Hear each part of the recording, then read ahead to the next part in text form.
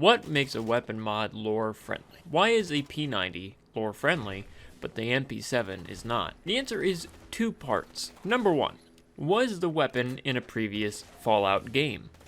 If yes, then it is obviously lore friendly.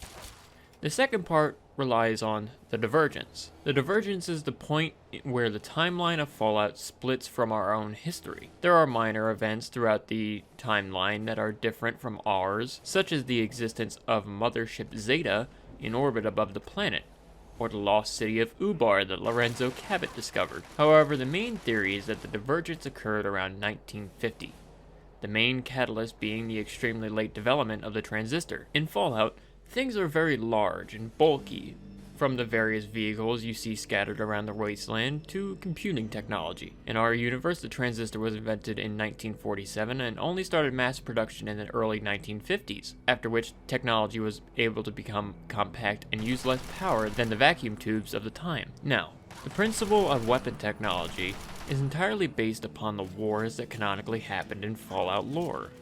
In Fallout 4, World War II is confirmed in the intro of the game, confirming that World War II and subsequently World War I occurred as they did in our universe. There is no suggesting that the outcomes of the war were any different. The Korean War, for instance, is an unknown factor, as there has not been any mentions of it in any canonical source, other than a campaign in the Sino-American Wars. The Vietnam War was mentioned in the intro of Fallout Tactics, which in some instances is considered non-canon. However, some of Fallout Tactics is canon, such as the airship fleet the Brotherhood of Steel sent into Chicago. The Vietnam War was an actual declared war in Fallout, as opposed to in real life, where it was never actually declared. This leaves plenty of space for weapons from the brown muskets of the American Revolution in 1776 to the M16A1 in 1964. We do not know much beyond that point for wars until the Sino-American War in 2066.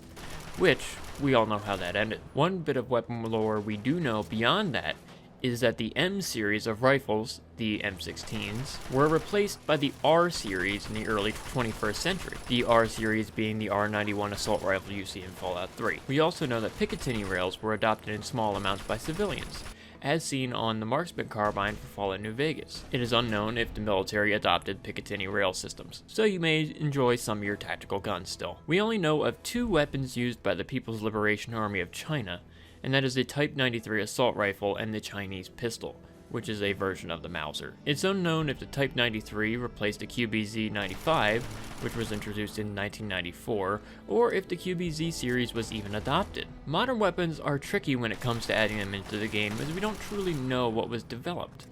For instance, Glock in our universe makes pistols.